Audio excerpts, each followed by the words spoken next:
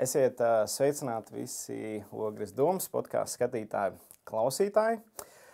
Šis ir mūsu šīs sezonas pēdējais raidījums pirms vasaras brīvlaika. Un gribējās viņu nosvinēt tādā priecīgā gaisotnē. Un tāpēc nepavelti man ir šis krakls, ko es izgatavoju, tā kā man bija 17 gadi. Un es gaidīju 26 gadus, kad varētu svinēt un priecāties. Šogad tas ir noticis, tāpēc šodien mūsu vidū ir īpašs viesis, Latvijas hokeja izlases fiziskās sagatavotības treneris Eriks Visockis. Jā, sveiks, Dainis, sveiks visiem skatītājiem. Paldies, Erika, ka tu esi šeit, un paldies, ka tavā aizņemtajā grafikā, kas tagad droši vien ir pēc izlases, tu varēji atbraukt pie mums un palīdzēt mums noslēgt šo sezonu ar tādu forši priecīgu mirkli. Forši, paldies, ka uzaicināji, jā. Forši tev redzēt Latvijas tādā ar izlases ģērboni un ar medaļu. Kāda bija tā sajūta, ka tu esi tur un tev uzliek kaklā medaļu? Pirms liek to medaļu ir jāpaklanās. Tā kā tas arī tāds interesants moments ir. Bet sajūtas lieliskas ir. Tu apzinies, ka ne tikai tie tūkstoši, kas bija Tamperes arēnā, kas bija īstenībā fantastisks pārsteigums. Mēs izējām uz pirmo spēli, uz pusfinālu pret Kanādu, un tad halē tumsa. Pirms tam tu neredzi, cik daudz ir sanākuši. Un tad, kad spēlētāji iziet uz iesildīšanos, ieslēdz visas prožektors, un tu redzi, kad ir vairāk kā 10 000 latvieši atbraukuši. Tāda pati, principā, sajūta, ka mēs neesam arēnu Rīgu pametuši. Mēs esam vēl vienā arēnā tikai. Arēnā Rīga cik latvieši varēs iet? Kā kur spēle, tur bija līdz mēs šeit 9,000 skatītāji. Tad, principā, Tamperē gan vairāk bija? Bija vairāk latvieši, jā. Un tie stāsti, kā viņi ir braukuši, un viss tas Episki. Tur sakoncentrējās daudz, kas episks tajā brīdī. Pirms čempionāta bija tāda sajūta, ka šogad ir mūsu gads, vai ka varam to 3. vietu dabūt, vai, kāds bija vispār tas sajūta? Mēs jau katru gadu domājam, ka šis ir mūsu gads, un arī cilvēki ekspektē daudz no mūsu komandas. Bet tas jau viss rodās procesā. Rodās procesā tā pārliecība, kad sāc darīt lietas, sāc pildīt plānu, sāk izdoties, tad jau tā pārliecība arī veidojās. Tad es saprotu, ka tu jau esi 7. gadu? Vai? 7. gadu sanāk 6 čempionāti, viens izkrita Šveicē dēļ Covida. Bet ir 7 gadi. Jā, 7. Kā saka, 7 ir pilnības skaitlis, 6 ir tas nepilnības, un tad 7. kurā var iet tādā svinībā. Tev, kad drīz tā arī saka? Jā, mēs ar kolēģiem tieši runājām, kad 7 nabadzības gadi ir pagājuši, tagad pārticības gadi 7 būs, varēsim pļaut, un tagad viss liks šķūņos, medaļas. Cik vispār bija cilvēki tajā, visām komandas sastāvā, kas dabūja medaļas? Vienkārši interesanti. Žēl mazliet, kad uzreiz, kad tas panākums notiek, tad nevar visi iziet uz ledus, bet tikai treneri un spēlētāji. Tu nebija uz ledus? Es biju uz ledus. Jā, bet kādu no ekipēja menedžeriem un fizioterapeiti netika. Bet tāpatās visi dabūja pēc tam medaļas dzērtuvē. Bet tas brīdis ir fantastisks, tur uz ledus atrasties. Jā. Tad cik kopumā komanda viss kopā? Diezgan daudz. No 15 līdz 20 cilvēkiem vēl ir sākot ar treneriem, ārstiem, ekipējiem, menedžeriem, administrācijas menedžeriem, vadības komanda. Tad, principā, visi, neatkarīgi tie, kas ir uz ledus vai ārpus ledus, visi tiek apbalvoti. Jā, es nezinu, vai valde dabūna, bet medaļas bija diezgan daudz. Parasti kaut kur pietrūks, bet šodreiz tiešām likās, ka visi dabūna. Jā. Forši. Bet fiziskā sagatavoties treneris, kas ir tava atbildība, tavs ieguldījums tieši hokeja izlases komandā?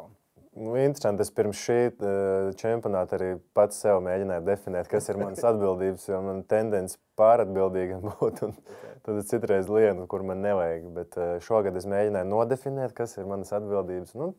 Tā kā komandas kopējo psiholoģiju veido galvenais treneris ar kapteiņiem un neformāliem līderiem, tā kā mans tas atbildības lauks ir treniņu plāns, ieteikt dažādas variācijas galvenajam trenerim, ko mēs un kā varētu darīt, saņemt no viņa apstiprinājumu. Šogad es tiešām arī izjūtu tādu uzticību no galvenā trenera.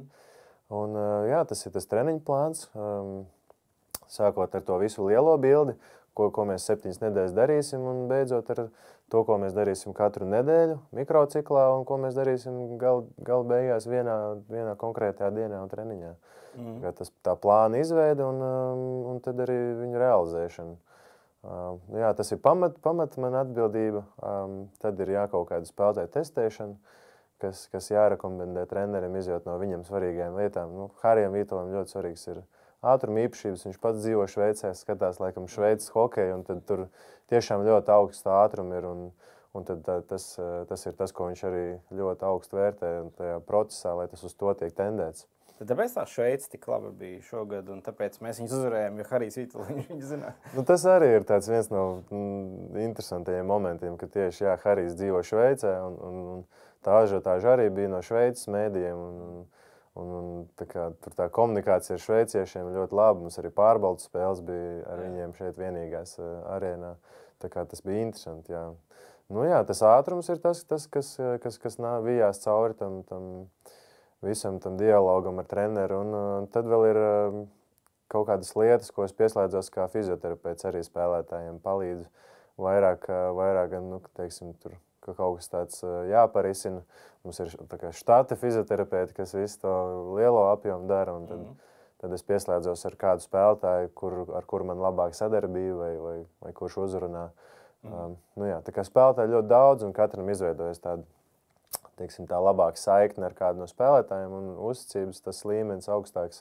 Līdz ar to tad vēl tas fizioterapijas lauciņš nedaudz ir klāt tam atbildībām. Tad, teiksim, ka viņi trenējās vai kaut kādas fiziskas nodarbības, tad tur esi klāt un viņi centies motivēt vai līdz galam tur, vai tas nav tik ļoti jādara? Es domāju, ka tā motivēšana nav līdz galam man atbildības. Tas tā pārdomāju arī, un tad es riktīgi pārdzīvoju, ja kāds tur kaut ko mazliet mazāk izdara. Okay. Bet īstenībā es domāju, ka tā līdz galam nav man atbildība. Man ir jānodrošina visi iespējamais, lai viņam būtu iespēja to realizēt, un tas būtu arī kaut kādā ziņā interesanti un efektīvi, lai viņam būtu tā motivācija.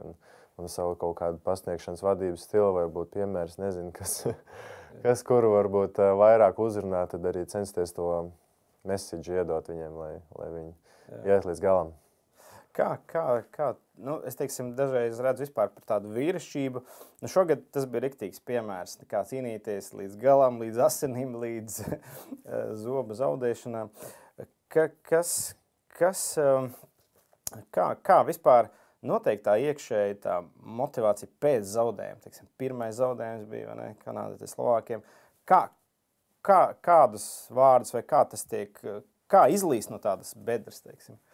Tā kā es teicu, tas arī liela daļa ir no tā galvenā trenera atkarīgs. Viņš to kopējo psiholoģiju veido, bet tā kā es iepriekš minēju, arī katram kolektīvā ir kaut kādi spēlētāji, ar kuriem viņiem ir ciešāks kontakts, un tad arī tas darbs ir ļoti nozīmīgs tajā, teiksim, atbalsta personālam. Un tas message ir, es domāju, vismaz šogad kāds bija, es domāju, ļoti rietumniecisks. Nebija tāds ar kaut kādu pātagas piegājienu. Lamu vārdi, kas jūs vai sodīšanu, vai akalu, vai tā kā kaut kādu vainošanu, vai personīgajā līmenī netika iziets. Un tie instrumenti, kas tika lietot motivācijā, bija ļoti skaidri, vienkārši. Nebija, teiksim, arī tādas amerikāniskas motivējošās runas, kas tur tā kā visu celtu baigajos spārnos, bet atkal atgriešanās pie pamatvērtībām. Kad iepriekš tika sarunāts, kad mēs ejam un strādājam un pildam to treniņu plānu, kas ir paredzēts. Un tagad arī bija kaut kāds arī gatavošanās posmā, piemēram, fiziskā bedra, kad tu neesi līdz galam atjaunojies, bet tev tāpatās ir kaut kāds treniņa apjoms jāveic, tad sāk rasties jautājumi, kāpēc man tas ir vajadzīgs, un tas taču ir tik grūti, un kāpēc man uz noguruma fona kaut kas jādara, tad ir tas citāts, ka jātic procesam. Un atkal atgriežoties par tiem zaudējumiem arī, tad atkal atcerēties, kāds darbs ir ieguldīts, un arī to, ko mēs arī runājām ar citām valsts izlasēm, tad sapratām, ka nu, tādu treniņu apjomu laikam diez vai kāda komanda būs izgājusi. Nu, Kā Latvijas izlase? Jā, es domāju, ka jā, jo pārsvarā tur atbrauc kāda spēlētāja no Ziemeļamerikas un papildina to komandu, tad tur ir tāds, nu, vairāk tāds, kā teikt, šaha figūriņu kustināšana, nav tāda kārtīga zemes rakšana un ledus graušana. Es domāju, ka mums ir ļoti svarīgi mūsu izlasē iziet to smago darbu. Tas gan, es domāju, mentāli arī mazliet norodi, gan arī mēs to līmeni pievalkam tam elitāriem līmenim, ka varam sisties ar visiem NHL pret spēlētājiem. Bet tas vispār vīriešiem ir vajadzīgs, ka viņi iziet to smago, jo daudz saka, kas ir tā jaunā vīrieša paudze? Ne viņi armijā gājuši, neko. Un man liekas, ka sportā ir tā vieta, kur tev ir jāiziet kaut kam tādam cauri.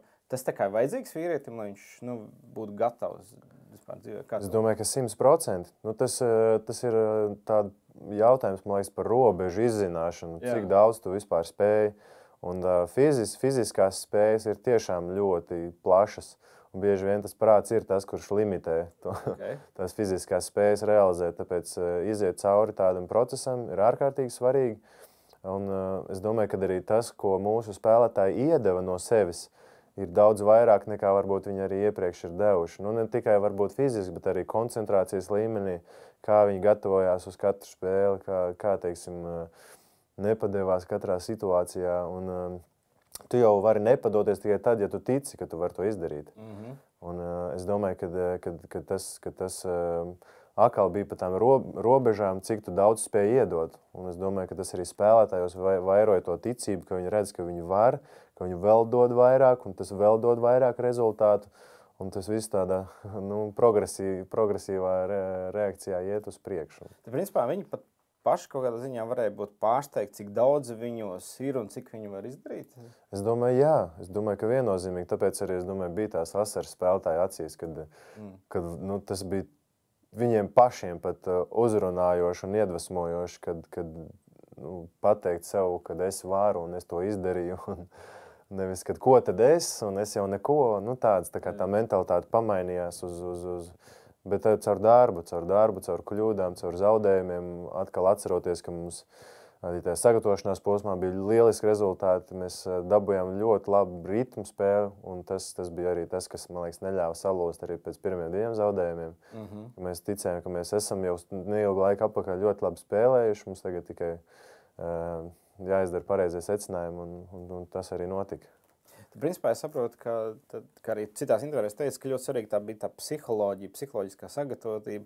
Un es tā kādreiz domāju, vai nav tā, ka mēs tīri, kas esam audzināti bijušā padomu laika sistēmā, pie tādiem vecākiem vai tādiem treneriem, ja ka tur ir visu laiku tā mazvērtības sistēma, ka tev ir pātagu dzen, un tev nav tā kā, un tā, kad beigās, kad tu saki, ka tu notic, ka tu vispār vari, tas notiek tāds lūziens dvēselē.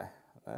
Tā kā, tad varētu teikt, gan tas kolektīvs treneru un tas Vitoļiņa, tā ideja bija ar to pozitīvo motivāciju, saprot, vairāk. Jā, tā bija pozitīvā motivācija, un es domāju, katram spēlētājam tas potenciāls ir tiešām liels. Mēs esam talantīgi nācija, es domāju, visās sfērās, sākot ar sportu, mūziku un tā tālāk. Bet katram tas potenciāls ir tiešām augsts. Jautājums, vai var aizrakties līdz tam līmenim, un cik bieži un cik ilgi noturēties viņā. Kā aizrakties? Katram tā limitācija, kāpēc viņš nerealizē savu potenciālu, es domāju, ir atšķirīga.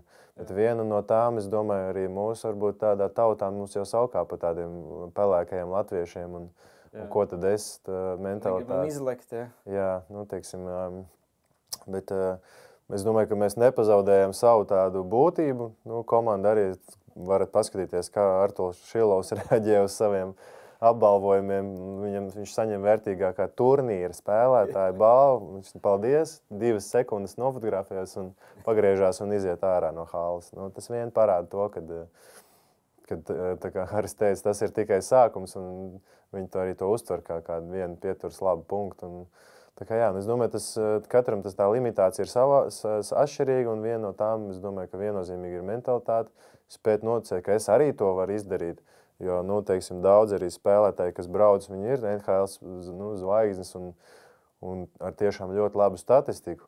Un tā, kad tu spēlē viņu līdzīgs kā līdzīgi un beigās arī esi pārāks, nu, tad tas iedod zinām to pārliecību un grūdienu un tās kaut kādas sienas nojauc tajā tavā skatījumā, cik tu vispār daudz vari izdarīt. Principā, nu ir tā, ka, ja tu esi aizgājis līdz tai robežai, nu tad, ja tu neaizēji atkal līdz tai, tad viss tiek uzskatīts jau par regresu gandrīz. Un tagad, nu, vēl ir 2 vietas, kur teorētiski var pakāpties. Ir atnākusi tā mentalitāte, nu, mēs varam būt pirmie. Jo pirms tam bija kaut tik iekļūt pusfinālā. Nu, varbūt, nu, par pirms sākuma, nu, pusfināls nekad nesa. Bet tagad jau, principā, jau fināls būtu pēc idejas, nu tā. Es domāju, ka medniekiem ir labs teiciens, tās mazliet rupšs varbūt, bet kad nevajag tēmēt pārāk zemu, savādāk var kaut kur trāpīt. Es domāju, tas pats arī šeit ir.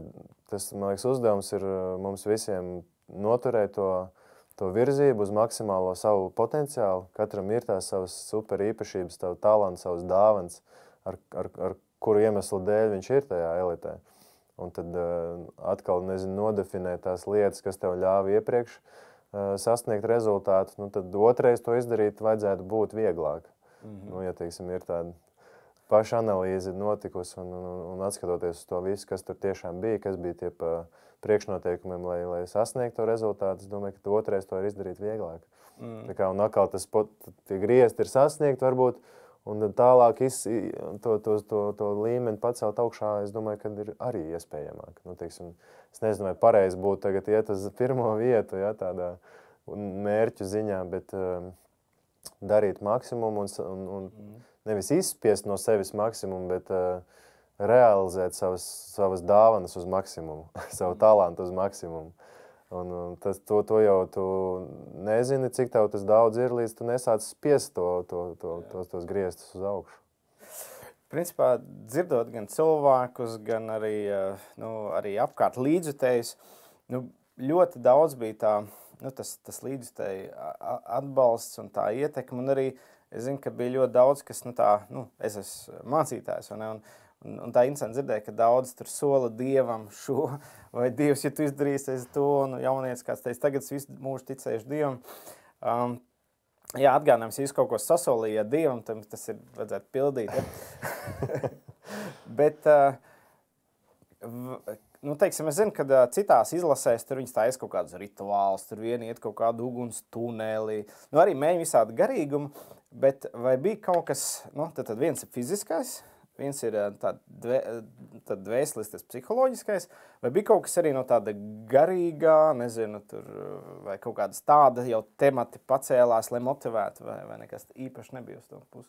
Es domāju, tas arī ir diezgan tāds intīms jautājums, kur arī Artūrs Irba, kurš ir arī pārliecināts kristietis, arī bija mūsu komandā, un viņš varēja arī labi savas vērtības atspoguļot, ko spēlētāji un visu kolektīvs arī respektēja.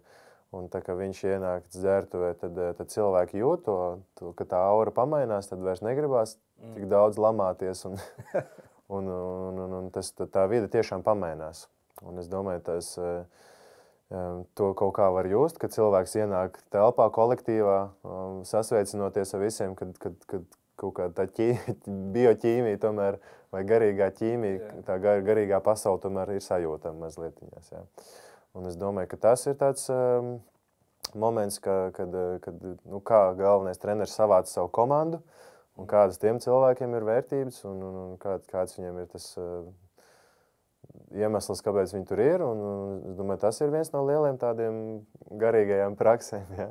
Kā tu minēji, otrs ir tas, kad, varbūt no praktiskā, tad nekas tāds mistisks nebija, varbūt vienkārši komanda pirms iziet uz laukumu, visi sanāca tādā aplī, tādā čupā, jā, tādā savienojās riktīgi cieši, tad šogad Rodrigo Abols teica tādus pēdējos uzmundrinājumu vārdus, pirms visi iet uz spēli uz laukumu. Tā kā tur bija pāris tādas, tur tāds, jā, lietas, kad varbūt citējot, kad mums ir uzvaras ķīmija, mums ir skatītāji, mums ir spēks, mums ir viss vajadzīgais, ejam un izdaram to vēlreiz un tā tālāk. To tēmu apspēlējot, tādas uzrunas. Un tad, kad spēle ir uzvarēta, tad visi sanāk ģērbtuvē, kurš kādu tur to savu uzvaras deju ir nodejojis. Tad, kad sanāk visi pēc intervijām, galvenais treneris atnāk, tad atkal visi sastājas tādā aplī, uzliek rokas uz pleciem, un tad, ja kāds spēlētājs iemet pirmo ripu čempionātā, viņam uzdāvina ar parakstu. Tad ir tāda lāčplēša cepura, ko Harijs Vītoliņš ievies. Tā no iepriekšējās spēles labākam spēlētājiem viņam ir jāpasaka kaut kāda neliela uzruna un jāiedod viņa citam tās spēles labākam spēlētājiem. Un bieži vien tad tie spēlētāji deva to lāčplēša cepuru tam, kurš ir bezbailīgi cīnījies un kurš ir atdevis sev uz laukumu, kurš ir varbūt iegūst savainojumu, saņēmis spēkus un atkal turpinājis spēlēt. Tad, tas bija tāds arī motivējošs brīdis. Jā, man liekas, ka tas tā vienotība, ka mēs esam viens ar otru dalāmies gan sāpēs, gan priekos, man liekas, vispār ļoti tā spēcīgi, stiprinoši ir. Bet kā, teiksim, kaut kādiem maņcības rituāliem, jo dažreiz sportistiem ir tā, ka sākumā aiziet tur vienu vai tur slidu, cits tur vēl kaut ko tādu varēja novērot? Ir jau kaut ko var novērot, cits tur nemazgā zeķis vai nemazgā kreklas. Visu čempionātu vai? Arī tādi gadījumi bija, jā, vai kādam tur ir kaut kādas laimīgās lietas, ko viņš tur realizē, bet es tā nepievēršu īstam uzmanību, jā. Bet kaut ko tur var novērot. Katram ir, bet tas jau ir, es domāju, tāda sevi sagatavošana vairāk nekā tur tāda māņu ticība, kad tev jāizdara kaut kādas lietas, lai tu varētu noskaņoties. Tāds pats, piemēram, katram profesionālam spēlētājam ir kaut kāds vingrojuma kopums, ko viņš izdara pirms spēles. Tāda arī savu veidu rutīna, rituāls vai kas viņam ir jāizdara, lai viņš labi justos. Tā kā, sākot ar mūziku, beidzot ar vingrinājumiem un citam ar zeķu nemazgāšanu. Tā kā, jā, kaut kas tāds ir. Jā, interesanti, jo droši vien to uzvaru ir kādreiz sportā arī saprot, ka, ko sauc par to sporta veiksmu, kad komandas līdzīgas un principā izšķir kaut kāds tāds maza lietiņa, kad vienai, teiksim, veicās un sanāk. Tu reiz to novēroji sportā, ka ir tā, ka tur varēja būt tam un tam, bet gan arī kaut kas cits izšķīra vai nevarēja saprast, kāpēc šī uzvarēja un kāpēc tie uzvarēja. Jā, tas gan ir, kā jau saka, kad cilvēks gatavo kara ratus, bet Dievs dod uzvaras. Jā, tā kā es domāju, ka arī, tā kā mums tur Zviedrija iespied zonā, jā, vairākas brīžus mums bija garie noraidījumi. Bet no otras puses ir arī tas sporta teiciens. Ja tu neiemet, tad tev pēc tam iemetīs to golu. Tad mēs tos visus garos un grūtos mazākumus izturējām un to spiedienu, un pēc tam tas vainagojās ar to uzvaru. Tā kā es domāju, jā, tas jautājums, kam Dievs iedod uzvaru, tas ir ļoti atklāts un sarežģīts. Atvērts tas jautājums ir, bet es domāju, ka arī cilvēkiem, kam ir tā ticība, tad tu jau saproti, ka tu jau esi kaut kādā procesā, tu esi kaut kādā ceļā, un ja kaut kāds zaudējums notiek, tad tas ir jāņem nopietni, jāizdara maksimāli secinājumi, un viss, kas no tevis atkarīgs, un tad jāpalūdz Dievu svētību un jāiet atkal kaujā. Tā kā es domāju, tas moments ir tāds ļoti interesants, un tā cita arī saka, tā veiksme jānopelna. Es domāju, ka arī tie brīži, tā maksimāla atdeva, tad arī kaut kur to labvēlību varbūt nopelna. Jā, ka tie kara rati ir tiešām sagatavot līdz maksimumam, un viss, kas vajadzīgs, ir tikai vēl kāds pozitīvs veiksmes stariņš. Jā, tieši tā. Bija arī tās situācijas, kad bija tas 2-3 rezultāts, un tad jau likās, ka visi tie rati jau sāk, tie klimpā aizgājas rats, ka jau sāk astotniekā, kad jau tie rati sāk smiltīs grimt iekšā, bet tiešām bija tā pārliecība tajos momentos, kad mēs esam gatavi. Citreiz liekas, kad kā dažiem spēlētājiem arī likās, kad augstas kājas palika notirpa viss, bet jā, kaut kā visu to tajā kolektīvā, tajā komandā varēja just, ka tā pārliecība ir. Lauris Dārziņš pirmo gadu strādā pa treneri, un viņš pēc svinībām mēs viesnīcā sēžam, vakariņās viņš saka, vienmēr trenerim ir tāda konfidence, tāda pārliecība par to rezultātu. Ka tik spraigas spēles, bet viss personāls mierīgs ir, un Un spēlētāji arī atzīmē, ka nebija tā, ka pakausis vilst no tā, ka treneriem tur stress iet vaļā. Tas ir ļoti interesanti. Tas vadītāja miers pāriet pār to komandu. Tas, man liekas, tā interesanti, kad ja viens ir tāds miera nesējs, tad tas miers var pielipt arī citiem, vai iedvesma, vai tā kā savstarpēji ietekmējas. Jā, tas nenozīmē tādu vienaldzību vai kaut kāda atslābinātība. Tas ir tas miers, tā pārliecība, tā racionalitāte kaut kādā ziņā, uzticība arī spēlētājiem, ka viņiem nav jābļauj virsū, ka viņi spēs arī normālā veidā uztvert informāciju. Jā, tas, es domāju, ļoti reflektējās vispār vadītāja iekšējais stāvoklis, kā tas ūdens šļakstās vai mierīgs ir. To cilvēki jūt un reflektē. Man liekas, arī interesanti, ka pēc katras uzvaras visiem hokejistiem, visiem līdzjutējiem, visi dzied tautas lūgšanu, Dievs svētī Latviju. Man liekas, arī tas tāda sava veida pateicība Dievam par to, ka mums ir sava zeme, vispār valsts, ko varam pārstāvēt un vēl varam svinēt uzvaru. Tas, man liekas, tāda nozīmīga ir. Ir ļoti nozīmīgi. Man liekas, tā himna ir liela svētība mūsu valstī. Es domāju, kad arī visi skatītāji, arī neticīgi cilvēki tomēr to lūgšanu saka, tad mēs kļūstam ticīgi. Tas ir vienots tajā. Jā, varbūt es domāju, ka tas nav tā, ka Dievs jau neieliek sevi kaut kādā nosaukumā vai kaut kādā, kaut kādā taustāmā, lietā vai vietā vai dziesmā, bet viņš tā kā pāri visam stāv un tā kā cilvēki vienojās, sākot varbūt ticībai uz komandu, pēc tam ticībai, kad tajā 2-3 momentā tur īstenos to, pēc tam ticībai sev, aizejot uz darbu, nākot mājās, esot attiecībās un beigās ticībai dziedot to himnu. Tā kā es domāju, tā ķēde ir daudz plašāka, kas arī parāda to, ka tas šāda te notikuma nav tikai kaut kāds sports vai kā citreiz tagad saka, tur kaučuku dzenāšana, ja.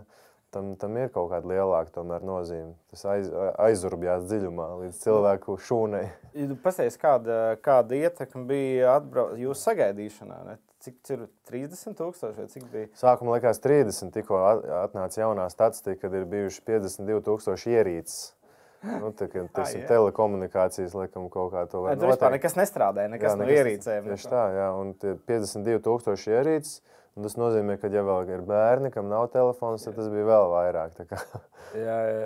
Ok, jo mēs bijām arī ar savu ģimenīti pie brīvības pieminekļa, mēs nekur daudz tuvumā netikām, bet tā sajūta, ir tā kā saka, 90. gados, ja, ka tā krastmala bija pilna, kad cilvēki bija vienoti un atkal, liekas, ja kā tu saka, kauču dzenātāji, bet visa Latvija tas vienoja. Kāpēc bija tāda pēkšņi, atnāca tāds atsaucība no tautas? Kāpēc tas viss tā uzrunāja?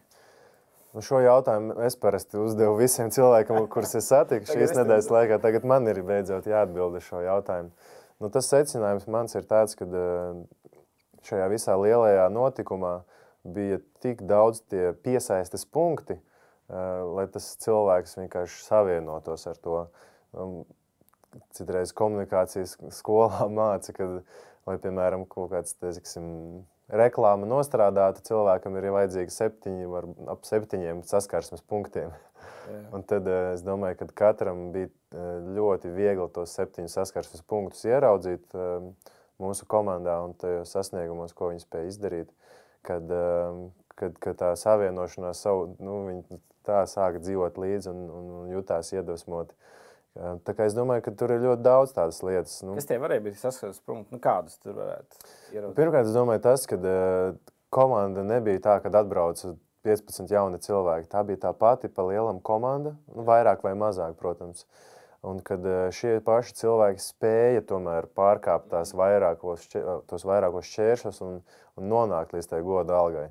Tas arī tā kā reflektējot pret sevi. Es jau, arī tāds kāds esmu, pamodies no rīta, ko es tagad ar savu dzīvi darīšu. Vai man jau arī kā mierpilsonim ir savas spējas, talanti un dāvans. Un kā es to savu potenciālu spēšu realizēt? Kas ir manas limitācijas? Kāpēc es nesasniedzu to savu sapni un savus mērķus varbūt? Kādam varbūt tā ir tāda komandas būtība, vienotība, kad mēs esam diezgan sašķēlušies pa pēdējiem gadiem.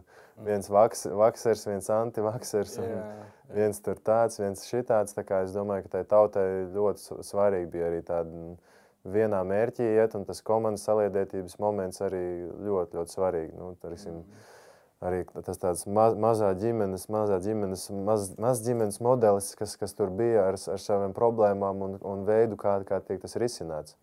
Varbūt kāds redzēja tiešām tās arī uzrunas un intervijas pēc zaudējumiem, saprat to racionālo pieeju, un tad varbūt arī tu mājās nerisina ar agresiju, varbūt savas problēmas. Nu, ka es domāju, ļoti dziļi un ļoti plaši. Katrs to saskarsmes punktus var arī atrast. Nu, droši vien varētu vēl 5 vajag, ja? Bet nezinu. Es, teiksim, sāku domāt, kas bija mana saskaršana. Kāpēc es ar savu ģimeni aizbraucu tur tajā visā pūlī? Nu, droši vien, jā. Tas bija brīvdiena? Valsts. Jā, bija valsts brīvdiena. Man, kā mācītājiem, vispār pirmdienas brīvdienas, bet nu, bija tā, kad es biju 16-17 gadu, tad es katru, parasti man dzimšana 2. maijā, un parasti tad bija čempionāta spēles, un nereti tieši 2. maijā mēs zaudējām tiem pašiem sveiciešiem. Tur visu laiku tā kā bija tāds, man dzimšanas diena bija divējādi, tā kā pozitīvs un arī vienmēr zaudējums hokeja izlasē. Labi. Un tad es biju pasūtījis šo kreklu, un tad mēs gaidījām, un 26 gadus nevar sagaidīt. Un tagad tev beigās tu tiec vairāk nekā, tu esi, kad varēsi tā cerēt. Tas ir kaut kāds lūziens, tas ir beidzot jāsvin. Beidzot ir jābrauc jāsvin, tas ir tāds viens. Otrs, mana sieva, kāpēc viņa pavilkās, viņas mamma vēl gāja uz Rīgas Dinamo spēlēm. Tad, kad viņa vēl bija stāvokli, viņa tāpat gāja uz Dinamo spēlēm. Līdz ar to, pa to manu sievas līniju arī tur ir hokeja fani, vai ne? Un tas ir tāds, ka vienā brīdī, kad tā uzvara ir, tas tā kā, kad sieva gaida tos 9 mēnešus, un kad ir tā piedzimšana, kad piedzimst tas bērniņš. Kaut kas, tas varbūt tāda viena rezonance bija, tīri man tādā dvēseliskā līmenī, bet otrs, jā, es redzēju, kad cilvēki sākuši lūgt Dievu, jā, lai nāk uzvara, un tajāpat laikā es kaut ko līdzīgi atceros, tagad es strādāju Futbola federācijā, kad es vēl nebiju mācītājs, es biju preses dienestā Latvijas futbola izlase, neticamā veidā iekļuvu Eiropas čempionātā 2004. gadā. Un tas bija kaut kādas arī līdzīgas sajūtas, bet tajā laikā es biju kļuvis par jau kristīgu cilvēku, un tajā vasarā man bija laulības, un te man bija, principā, man piedāvā arī, protams, kā federācijas pārstāvjiem braukt uz Eiropas čempionātu, visām spēlēm, visi atmaksāts. Un es pieņēmu lēmumu, ka es nebraukšu. Tā kā jocīgi. Es dabūju tā kā, tu zini, ka tu esi dabūjis 3. vietu, un tu nebrauc to izbaudīt, bet un man uzrunā arī tas, ko Artūrs Irba teica pie brīvības pieminiekta. Viņš teica, 33 gadus esmu veltījis tam, bet tos otrs es neveltīšu. Tas ir ģimenei, tas ir citam, un arī Indrašs, man liekas, autobusā, ko viņi intervē, viņš teica, mēs brauksim pie ģimenēm, pie ģimenēm. Un beigās tā kā tas hokejs ir baigais pacāms, bet tajā laikā vēl tā reālā dzīve starp hokeja spēlēm pēc čempionāta. Kā tu redzi, kā šīs ģimene vispār, cik tā ir bijusi svarīga šiem hokejistiem? Ģimenes vērtības vispār? Ļoti, ļoti svarīgi. Es domāju, ka arī viens no iemesliem, ko arī paši cilvēki atzīmē, kad Kaspars Daugoviņš bija aizgājis no izlases pēc olimpiskajām spēlēm, izlaida vienu čempionātu Tamperē, un tad arī lielā mērā sarunās ar sievu ģimenē, viņš atkal iedvesmojās un atgriezās izlasē. Un redzējām, kā tas viss beidzās. Jā. Un tāpat tās arī Artūram Irbam, ja? Viņam bija uzaicinājums arī iepriekš pievienoties izlasē, tad tur bija tie ierobežojumi arī, un tas tā kā traucēja, bet tā kā, kopš tā laika, laikam, ģimenē bija runājuši, un tad, kad bija tāda iespēja, tad arī, ka tas ir tās ģimenes lēmums, kas tika pieņemts un atgriezties izlasē, tā kā, ja ģimenē nav viss kārtībā, tu jau nevar arī paspēlēt, vai tu arī nevar normāli funkcionēt, darīt savus pienākumus darbā. Tā kā ģimene ir tāda spēka stacija, kur jātur tā uzlādēta visu laiku. Tāds powerbanks, ja? kurš vienmēr ir līdzi. Un tu zini, ka tad atnāks mājās un vajadzētu būt, ka tā ir miera osta, bet īstenībā sportā ļoti sarežģīti ir arī tā ģimenes lieta, jo spēlētājiem un vispār cilvēkiem iesaistītiem jābūt diezgan daudz prom no mājām. Un, varbūt ģimenes gaida, kad atbrauks vīrs mājās un palīdzēs daudz ko darīt. Bet tajā brīdī, kad viņš atbrauc mājās, viņam ir jāatpūšās, viņš ir pārguris un sievai sanāk vēl viens jāaprūpē cilvēks mājās. Tā kā tā otra puse diezgan skaudra, es domāju, ir. Un tur ļoti liels tāds svarīgi ir arī, es domāju, runāt par to, kad tas sporta dzīves stils nav tikai rozā brilles, slavenības un intervijas un tā tālāk, bet kad ļoti būtiski ir, kas notiek mājās, tāpēc jā. Gan arī vajadzētu vēl vienas tādas mazākas bronzas medaļas priekš sievām, ne? Bez šaubām. Tas jau ir visu viņu karjeru garumā. Tā rūpe nesta. Tagad ir ļoti pozitīvi, kad bija mūsu arī vadība sakārtojas to, kad mūsu ģimenes varēja sagaidīt mūsu lidostā, visu to parādi būt kopā un prezidenta pilī dzīvoties un torni un pēc tam tajā svinīgajā procedūrā un pēc tam dārza svētkos piedalīties. Tas arī bija tāds arī forša pateicība ģimenēm. Viņas arī tādu līdz iesaisti sajūtu tajā visā panākumā un procesā. Tad principā, mēs tā kā ieraugam jau to, ir tās aizkulises, vai ne? Un tā ģimene ir kā tu saki, tas tā kā ietekmē. Vai tieks kaut kā īpaši strādāt sportistiem, nezinu, vai kaut kādi kapelāni, vai kas strādā tieši ar viņu laulībām, vai kāda ir tā praksa, vai tikai sportists, un tad kas tur tā ģimene, pašu tiekt galā? Es domāju, ka tas lēnām aktualizējās mums uz Rīgas čempionātu, kad bija iepriekšējais čempionāts Rīgā un uz Olimpiskajām spēlēm. Bija viens mēģinājums piesaistīt psihologu, varbūt kaut kur ne līdz galam tas nostrādāja. Jo, kāpēc? Kas varēja būt problēma? Tas cilvēks bija arī medicīnas personālā iesaistīts, grūti varbūt nokomentēt to līdz galam, bet arī tomēr spēlētājiem bija pie kā aiziet un izrunāties.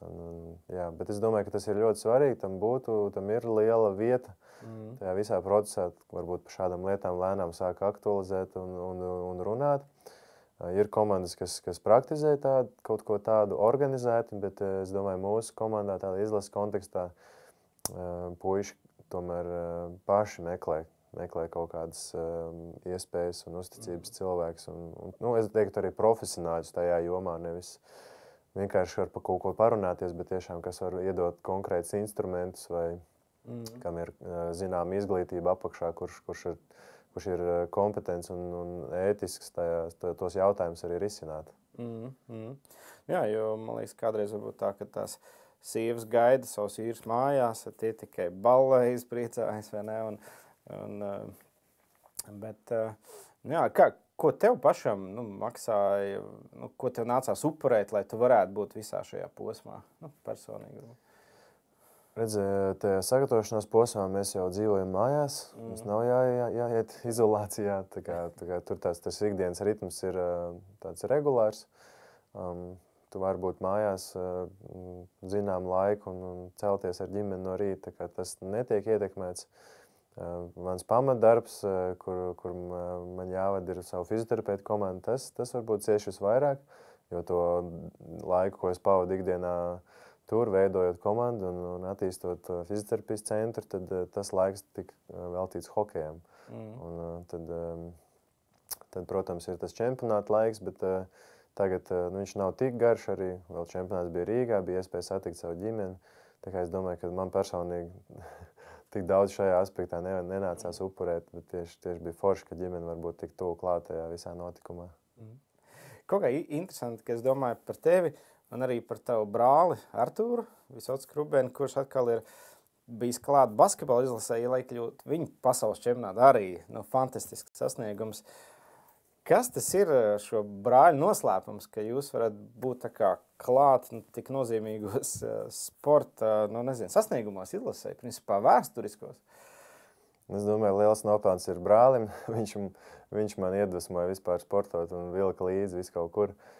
Tāpat kā, es domāju, daudzi, kas gāja pa televizoru, gāja hokejs, mēs ar kātiem sanaglojām kļuškas un ar tenis bumbiņu spēlējām to hokeju. Un viens bija Irbe, viens bija Žoltoks vai kā, nu, dažādi, ja. Bet katru sportu veidu tur drillējām pagalmā. Es domāju, vēl liels nopelns ir mūsu pirmajam trenerim, Itaram Bramanim, kurš ir brīvās cīņas treneris, kurš vēl joprojām strādā Daugmalē. Un es biju aizbraucis uz to, kad viņš arī Ķekavas novadā Ķekavā uz sacensībām, kuras viņš organizēja. Un, tad es redzēju, cik daudz viņš vēl joprojām iedvesmo cilvēkus un domas pārstāv viņam saka paldies un dāvina tur tos pateicības rakstus un pilnas tribīnas ar vecākiem. Un tiešām tur cepura nost cilvēkam, kurš to dara. Un es domāju, ka varbūt, kad viņa tas dzīves stils un devums sabiedrībai ir krietni vairāk nekā varbūt man vai kādam citam ticīgam, varbūt tāda atklāta cilvēkam. Tā kā viņš, es domāju, ar savām tādām vērtībām un to savu milzīgo sirdi, ko viņš tā kā iedod, tas arī, es domāju, ir iedvesmojis mūsu brāli iet tajā sportā un realizēt varbūt to nezinu, talantu, ko Dievs iedevis. Ja? Un tādi cilvēki iedvesmo un iedrošina. Tā kā, jā, es domāju, ka varbūt tas ir tāds pirmsākums, pēc tam jau daudz kādas citas lietas. Bet tu neaizgāji tā kā par tādu sportistu vairāk, par tādu fizioterapijas virzienu. Kā tev tas sanāca? Tā, kad es pabeidzu vidusskolu, es domāju, ko lai dara. Tad es pats vēl spēlēju basketbolu un man bija nometne Sējā. Tad mēs braucām uz Sēju uz nometni un kaut kur vajadzēja dokumentus aizvest un pa ceļam tur bija sporta akadēmija. Tad piestājām, tētis piestāja, iegāja iekšā, aizpildīja pieteikumu un iestājos. Man arī tante, Aga, viņa tāda ļoti psiholoģiska un dvēseliski gudra. Viņa tad tādas kaut kādas lielos dzīves lēmumus spēja tādu forši iedvesmot un pastāstīt tādu savu skatījumu. Un viņa arī teica, kad redzot, kā mēs aktīvi bērnībā augām, ka tā ir īstā vieta, ka to vajag darīt. Un pats es gribēju banka augstskolā iet finanses mācīties un daudz naudu nopelnīt. Okay. Tieši dēļ naudas? Jā, man patīk tur tāda finanšu pratība arī, tā kaut kāds grāmatas palas un tas, es domāju, iešu banka augstskolu. Nesen bija, ka jau saka, grāmatas izlasīs, tad domāju, ka iešu tur un mācīšos, ko ar Excel, ar finansēm darīt. Bet domāju, ja netikšu tur, tad pārnesīšu tas, vai arī iestāšos divās, tad izdomāšu. Protams, tie treniņi visi ielika, bija jau tas visi fokus uz sportošanu. Beigās pienāca tas septembris, bija jāiet uz to skolu, kur bija iestājies. Un, tā tas ceļš aizgāja un sāku studēt un mācījos krietni labāk nekā pamatskolā un vidusskolā. Un man bija tiešām ļoti labas atzīmes. Es vēl pēc pirmā pusgada tiku stipendijā, man vēl bija stipendija no skolas. Tā kā, vidusskolā man bija tur diezgan pašvaki, tur daži priekšmeti. Bet, jā, izdevās tā kā trāpīt ar pirmo, es teiktu, tajā savā aicinājumā. Un ātri vien to sportošanu meta nost. Un bija iespēja sākt jau praktizēt pirmajos kursos un stažēties un ēnot. Un to tā kā uz 110% gāja un darīja iekšā. Kā tu tika līdz izlasēji? Tas jau ne jau visi, kas mācās, tiek līdz izlasēji. Jā, bija tās ambīcijas milzīgās sportā. Sākumā gribējās pašam sportot un to sportista kultu, to izdzīvot, kurš nav baigi pozitīvais. Bet tad gribējās kā speciālistam sasniegt tās virsotnes. Tāpēc sāku arī, pirmā, otrā kursā jau iet visu kaut kur stažēties, būt klāt, skatīties. Un tad Viktors Lācis, kurš bija tā laika fiziskās sagatavošanas treneris basketbola izlasē, arī deva iespēju pie viņa mācīties. Un tad gāja arī uz izlases treniņiem. Tad kaut ko jau varēja pavadīt, novadīt kādu iesildīšanos, kaut kādu uzdevumu iedot, kaut kur individuāli kādu pastrādāt. Un tā tas viss tā kā aizgāja, iekļāvos tajā vidē, Viktors man zem sevis turēja un kaut ko jau sāka arvien vairāk uzticēt, un tad jau tajā vidē, es domāju, arī ar savu attieksmi varbūt parādīju, kad varbūt var uzticēt to jautājumu. Un es atceros, man brālis teica, kad man bija tāda pirmā svarīgā jau tāda iespēja, viņš teica, nu, kad, jā, es pats apzinos, ka man nav varbūt zināšanas vai pieredze tik liela, un viņš teica, ej, maksimāli entuziasmu, kā mēs to vienmēr daram, un tad sakot zobus un cīnies, kā teikt, un tad to arī centos darīt ar, nu, maksimāli to entuziasmu iet, un to jau cilvēki jūt, ka tu neesi viņam vienaldzīgs, ka tu centies viņam vienalga tur māki vai nemāki, bet, nu, palīdzēt. Nu, tad sākumā varbūt uz to brauc ārā, un tad jau tās praktiskās lietas jau pieķērās lēnām. Jā, ja tas, man liekas, jā, kad viens ir mācīties, bet tos, kad tu jau esi klāt izlasē, var ietekmēt viņus, tas jau, arī tāds tā kā mazā uzvara, ne, tāds priekš savas karjeras. Kāds bija tā sajūta, ka tu, wow, ar izlasi? Nu, super, jā. Man bija kauns teikt, cik man gadi ir, kad es biju izlasē. Cik tev bija gadi? Nu, man liekas, 20 vai 21, kad pirmo reizi ar basketbola izlasi mēs aizbraucām uz Somiju. Tur bija ļoti svarīga cīņa par iekļaušanu Eiropas čempionātā, un mēs knapi vinējām, un visi ļoti priecājās. Un atceros, Kaspars Bēziņš teica, ka, nu, ko jūs te priecājaties, hokeja lielvalstu vinējāt. bet nu, tas bija super, jā. Arī, es domāju, tā kombinācija, kad es vēl studēju paralēli, un tad varēju uzreiz pēc skolas iet un to visu izmēģināt praktiski. Tā kā, domāju, tas bija arī ļoti laba kombinācija. Un, tā kā aizbraucu uz ārzemēm strādāt, tad arī attālināt mācījos un viss ļoti pretīm nākoši. Tu minēji, ka tas sportista kults nav labā lieta. Ko tu ar to domāji? Kāpēc? Jo varbūt daži vienkārši viņiem vajag bišķi atvērt acis. Es cerēju, ka tu nepaprasīsi to jautājumu, ka palaidīsi to komentāru garām. Bet, nu, īstenībā es domāju, ka viņš jau mainās mazliet tas sportista tēls. Bet, protams, tas ietver kaut kādas ļoti daudz, man liekas, tādas kaislības tajā dzīves stilā. Tur, nezinu, pretējā dzimuma liela uzmanība, kaut kādas tās svinības un kā to attēj no tā lielā stresa un tām emocijām, kas tev 2 stundu garumā, tur prožektors, pat fani skatītāji, spēles sižets, kaut kādas konflikta situācijas un tieši pretēji, nu, tur tāds krāsainais televizors, kā Gundars Vētris saka, kad no tā viss kaut kā jātiec, un tu jau to ikdienu sāc dzīvot prožektoros, un tur viss tāds naktdzīve un vēl kaut kas klāt.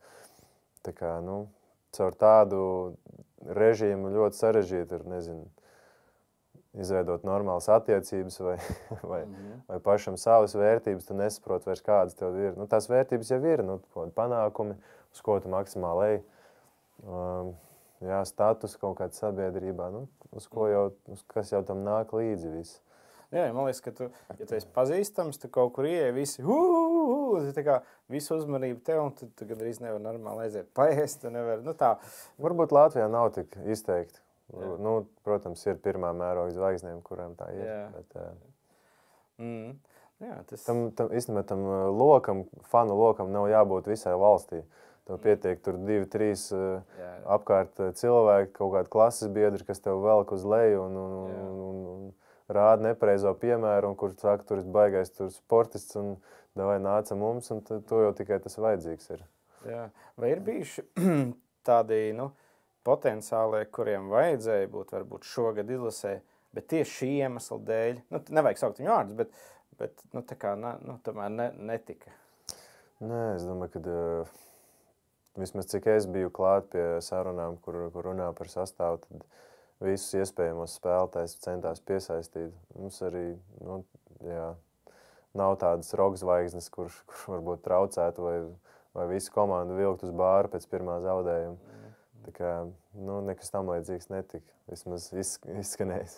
Es tā sapratu, ka kaut kur bija intervija izteikts, ka ir kādi, kas pat nelieto alkoholu. Cik procentuāli ir tādi, kas pilnīgi nelieto? Ir tādi, kas pilnībā nelieto. Varbūt nav ļoti daudz, varbūt kā 10%. Tas, domāju, pietiekoši daudz priekš sporta komandas. Tad ir kādi, kas mazliet lieto. Un kā tad viņi svinēja visiem? Tur alus ienes? Jā, ir kādi, kas pēc lielām uzvarām varbūt vairāk kaut ko un tā. Bet, kas bija šogad arī ļoti pārsteidzoši, kad pēc tam nākamajā dienā jau vajadzēja lidot un būt parādē un pie prezidenta. Tā kā viss ļoti zolīdi arī vajadzēja būt norēģēja. Jā. Nav tā, ka, piemēram, vēsturisku uzvaru un viss, tad pēc 3 dienām ieslēdz telefonu. Jā, tā ir interesanti, kad runā par arī tādu garīgo. Nu jā, es redzu, ka Artūrs ir, un tu un vēl kādu hokeisti, kas tā kā ir tādi arī kaut kādā ziņā ticīgi. Un tā bija tā jocīgi man dzirdēt, kad Harijs Itovičs saka, brīvs vien, ka rekrutē 29 velmu kalpi. kā tu jūties, vai kāda bija reakcija uz to? Es domāju, uztver vairāk kā tādu folklorisku apzīmējumu, nevis tā kā mēs tur kalpojam sātanam visu un rituālus izpildījām visu turnīru garumu, tāpēc mums pārdevām savas dvēseles, jā, un tagad mums ir panākumi. Tās tā kā neuztēru, bet, nu, jā, tāds folklorisks vairāk tāds apzīmējums. Tā kā, jā, tā dziesma visu laiku tur skan, tur 3 vīri cēlās kājām. Jā, nu, tā kā. Ar humoru, jā. Ar humoru, jā. Jā, jā, ka tādi prieki ir, tas ir baigi labi, bet pagājušajos gads bija ar kādu traģisku noti, kad, nu, teiksim, viens no perspektīvākajiem Latvijas hokejas vārdsargiem, Matīs Kivonieks, traģiski aizgāja bojā. Kā tas ietekmēja izlases, nu, tādu iekšieni, vai bija par to sarunas arī šogad kaut kā pacēlās? Vai? Es šogad tā nedzirdēju, vismaz tādā publiskā telpā, bet es domāju, ka jā, nu, kaut kādas arī tādi komentāri bija, kad vairākiem izciliem spēlētājiem ir nācies varbūt pāragrāk aiziet mūžībā, bet nu, grūti pateikt, jā, tie ir tādi lielie jautājumi, uz kuriem es tad droši vien necentīšos rast un dot kaut kādas atbildes, bet... Nu, kā pagājušajā gadā ietekmēja vispār kādas, vai bija kaut kāda...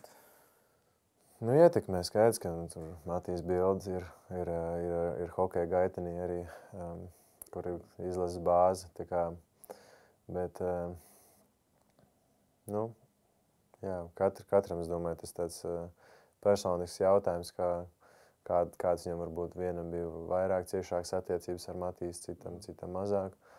Tā kā, kā tev bija pašam? Es diezgan maz ar Matīs sanācu pastrādāt, tajā gadā, kad mēs iepriekšējā reizi iekļuvām ar Bobu Hārtlīdu ceturtajā finālā Dānijas čempionātā, tad Matīs bija kā rezerves vārdsargs, tad mēs diezgan daudz individuālo darbu darījām arī čempionāta laikā, un arī iepriekš Rīgas čempionātā, jā, tad sanāca, kad būt kopā, bet, nu, viņam tas ceļš vairāk bija pēdējos gados, kopš es iesaistījos Ziemeļamerikā, un tad vairāk tie, kas no bērnības bija bijuši ar viņu kopā, un tad pēc tam arī Amerikas tajā periodā.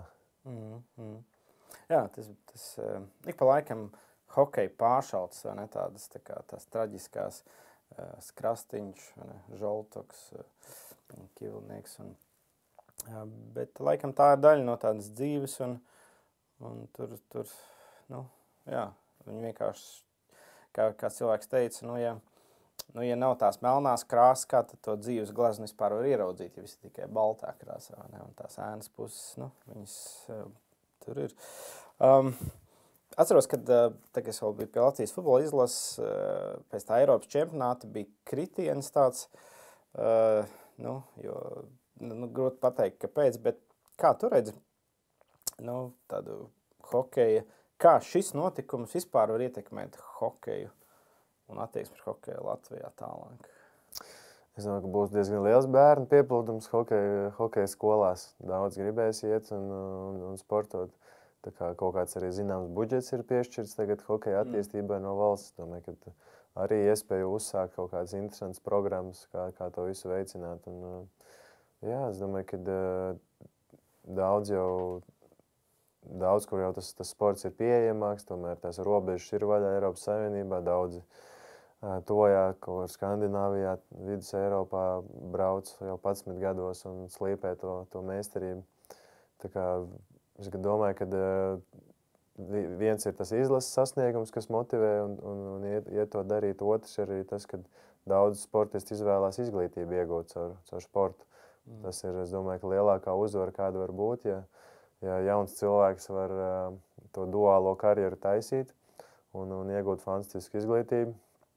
Viens no piemēriem šogad mums bija gan 4. vārdsargs, kurš bija tā kā rezerves sastāvā, Gustavs Dāvis Grigals, kurš šobrīd maģistratūru tuvu absolvēšanai Amerikā, un viņam tagad, piemēram, salīdzinot ar līgumu, ko viņš hokejā varētu iegūt Eiropā, un darbu, ko viņam piedāvā Amerikā ar šādu izglītību, nu, tur tas kontrakta apjoms ir diezgan līdzīgs. Tā kā tas, es domāju, ir ļoti liels sasniegums, un tie sportisti arī caur to ceļu iegūst tādu inteliģenci un izglītību, un dzīves skola arī diezgan agrā vecumā būt viesģimenē un mācīties patstāvību, un ka tev neviens nespiež mājas darbus pildīt un nemodina uz treniņiem. Tā kā tad ļoti labs arī tāds virziens. Es domāju, ka tas ir tas, kas jākultivē, ir tā duālā izglītība.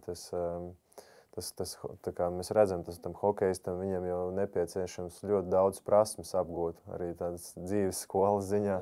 Tā kā, tur tāda arī akadēmiska līdzizglītība ir ļoti svarīga. Tāpēc, ka tas grafiks, piemēram, profesionālam sportistam ir tāds, it kā tev visu dienu kaut kāds grafiks ir, tajā pašā laikā tas hokeja treniņš, varbūt vispār, ko tu laiks pavadi halē, ir kaut kādas 2-4 stundām. Pārējā laikā ceļošanā tev tā kapacitāte ir, un viņu ieguldīt kaut kur pašizglītībā vai akadēmiskā izglītībā, man liekas, tas būtu tā arī jāakcentē. Tad, principā, tas stereotips, ka tie jau sportisti, tie jau neizglītot cilvēki, tiem tik skrien un met. Principā viņš neiztur kritiku, tad ar vien vairāk hokejs cenšas pašizglītoties un mācīties. Jā, tagad arī Dans Ločmels nospēlē fantastisku čempionātu, samet golus grandiem. Un es domāju, ka viņam būtu iespēja Eiropā jau sākt solīdu naudu pelnīt. Viņš brauc uz Ameriku un stāsies universitātē iekšā un ies tādu ceļu. Jā. Tā kā es domāju, tas ir tāds vēl viens lielais piemērs, vēl viena tēma, kas ļoti jāaktualizē, jāceļ augšā un jāiedvesmo jaunieši to izmantot. Mums Latvijā arī ir Straduņu universitāte, Latvijas universitāte, Tehniskā universitāte, kas atbalsta sportistus un var iegūt studiju apmaksas caur to. Tā kā tas ir iespēja, kas ir jāizmanto. Varbūt jau tādā noslēguma fāzē, teiksim, tie vecāki grib sūtīt tos bērnus, lai viņi veiksmīgi sportisti. Ko tu kā fizioterapeits vai fiziskās sagatavoties treneris, ko tu ieteikti, kas bērnam vispār, lai viņš būtu izaugt tāds veselīgs, fiziski attīstīts, ko viņam vajadzētu darīt, kā vajadzētu uzmanīties, tā lai? Viena tā slimība, kas mums ir sportā, tā agrīnā specializācija, varbūt tāds jēdziens, bet ko tas nozīmē, kad bērns vienu lietu dara ļoti daudz. Tikai vienu sporta veidu īpaši. Vienu sporta veidu un tieši spēles ļoti daudz, liels apjoms spēles, tad viņš, teiksim, tad tāda vispārēja attīstība ļoti limitēti notiek. Tas, ko vajadzētu darīt, vajadzētu visiem brīvajā cīņā iet. Aha, kāpēc?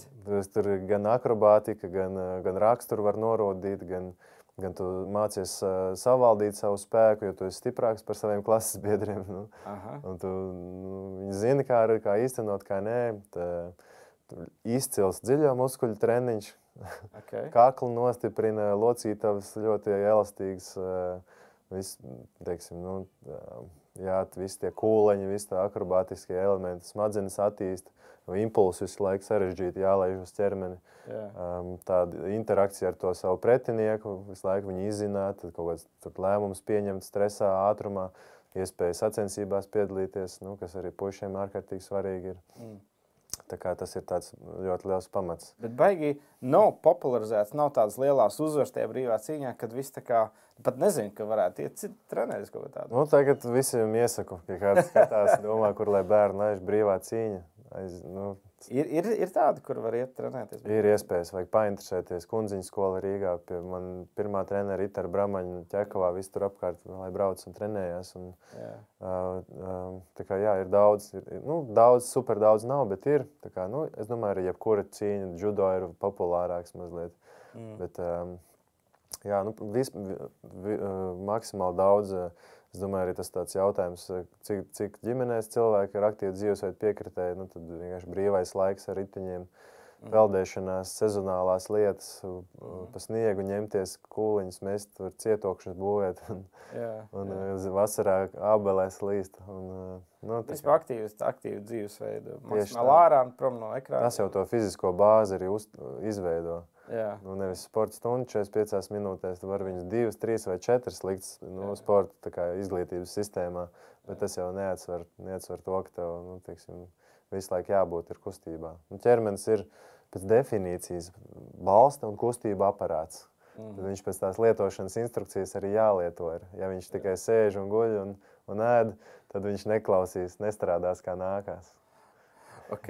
Mums ir diezgan daudz Latvijā arī tie amatieru sportisti, kas, teiksim, vienreiz nedēļā aiziet uz futbolu uzspēlēt vai basīt vai voļu. Īpaši, teiksim, pēc 40 tie. Ko tie teikt, tiem, kas 35 plus, vai kaut ko papildus tiem vienreiz nedēļas sportiem, lai viņš tomēr būtu? Un ja ko tad tu ieteiktu? Gandrīz katrs cilvēks vakarā iet dušā pirms gulētiešanas vai atnākot mājās. Uztaisīt 10 minūtes intensīvu kaut kādu treniņu. Uztaisīt pietupienus ar paliecienu, pumpēšanos, plankingā pastāv 10 minūtes, lai te visi tās sviedri ārā un ej dušā. Viss. Tā principā, 10 minūtes gandrīz dienā pat pietik, lai uzturētu kaut kādā... Jā, es domāju, ka jā. Es to pats praktizēju arī regulāri. 10 minūtes vai no rīta vai pirms dušas uztaisu sportu un jūtos izcili. Šodien arī uztaisīju. Jo, viens ir tie profesionāli sportisti, bet otrs ir vienkārši Latvijas tautu uzturēt veselīgā formā, lai labāk justos kaut vai. Tieši tā. Tas 10 minūtes ļoti labi. Arī, citreiz vairāk, citreiz mazāk pat, bet to sviedru dabūt. Kāpēc tas sviedrs ir svarīgs? Tāpēc, ka tā fizioloģija pamostās. Bioķīmiskie procesi izstrādājās, vienkāršot izsakoties. Dažādi filtri izfiltrējās, tā kā dīzelim vajag uz strāsas izbraukt. Tāpatās, ja tev puls nepaceļās augšā, tad tev, teiksim, tā nervu sistēmai arī ļoti, ļoti svarīgi ir to pulsu izraustīt, asins, viss šķidrums izkratīts ar ķermeni, vēders izskratās, izmasējās, viss, ko tur varbūt kaut ko neveselīgi apēdam un tā tālāk. To vajadzētu regulāri. Pēc tam gribās padzerties, iet dušā, tā sajūta ir fantastiska, ka tu bišķi iesvīdis, iet dušā, svaigums nomazgājies, tāds frišs mundrs un var iztaisnot muguru un liet. Principā, tas, kur bija teikts, kad vaigas sviedros jums būs strādāt, tad vajag pastrādāt 6 dienas un tad 7 atpūsties. Tieši tā, vaigas sviedros. Nav jāvingro un tur uz stiepšanās vingrinājumu jātais 50 minūtes. Vaigas sviedros 10 minūtes. Aiziet. Super. Vai ir kaut kas vēl noslēgumā, ko tu gribētu pateikt, novēlēt vai vienalga? Atgādināt to, ka veselā miesā vesels gars. Ja miesa nošļukusi ar savilkumiem, nekustīga, tad grūti būs to garu pacelt augšā. Tā kā pasties, kā cilvēki, kad pēc gola lēkāja augšā, fizisko patrenēja, mazliet lēcienus uztaisīja, izbļāvās kārtīgi, un tad arī tas gars pacēlās, un viss bija vienot, un viss bija kārtībā. Jā, paldies, Ērika. Prieks par medaļu. Sapratu, ka 400 grabiņas var, vai ne? 460, laikam. 460, jā. Ir ko turēt. Paldies tev, ka tu ieguldīji, tavs darbs nesis augļus, atnesis pozitīvas emocijas, iedrošinājumu pašiem iet pār savām robežām, vaigas sviedros, sasniegt rezultātus, un man liekas, ka tas ir vajadzīgs mums, pacelt tos mūs no tiem dīvāniem, un iet arī kaut ko praktiski darīt. Jā, paldies tev. Novēlu, lai ir šis veselīgais balans starp fizisko, dvēselisko, garīgo dzīvi. Jā, gaidīsim un atbalstīsim nākotnē, kā varēsim. Paldies, ka uzaicināji. Jā, paldies. Un maza pateicība arī tev no mūsu atbalstītājiem. Burger restorāns Austrīt dāvina tev dāvanu kartīti, varēs aiziet. uz restorānu.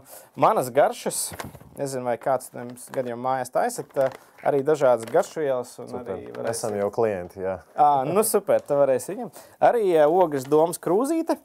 Un savukārt parakletos, tāds garīgās izgausmas, tāds grāmatu, gan izplatītās, gan veikals. Divas dāvanas tev grāmatas. Varbūt es lasīju vai nē, bet vīrs, kuram no roku kāju, jā, viņš būs šo rudeni Latvijā, Niks Vujčičs, fizioterapeitam liekas, ko tu tur strādāt, vai ne? Bet tas viņa stāsta un liecība, ko var sasniegt cilvēks arī bez rokām kājām, varbūt var palīdzēt tev kādas idejas, domas ar tiem, kuriem tu strādā. Un tad ir tāda grāmata Dieva telpa, kur, teiksim, ar kādām vienkāršām sarunām, kā aiziet varbūt par garīgām tēmām parunāt, un varbūt tev tas kādreiz nodara kāda ideja, kāds padoms. Lai tas tev palīdz tavā izaugsmē, un jā, paldies tev. Paldies. Tavu darbu. Jā, paldies, klausīties skatītāji. Šodien mums bija Eriks Visockis, Latvijas hokeja izlases pasaules 3. labākās komandas fiziskās iedojas treneris. Un šis bija arī mūsu šīs sezonas noslēguma raidījums. Ja pēkšņi nebūs kaut kas ekskluzīvs pa vasaru, tad tiekamies, ja Dievs ļaus, septembrī. Jums ir kādi ieteikumi, sūtiet vai komentējiet YouTube čatā vai arī vietnē ej.uz/domas jautā. Ieteikumi jaunai sezonai, komentāri, vienalga, kas jums ir prātā, droši rakstīt. Šis bija Ogres domas, paldies, ka skatījāties. Lai Dievs jums svētī šo vasaru un vajag sviedros, katru dienu viņi bišķiņ iesvīsta. Vislabāk!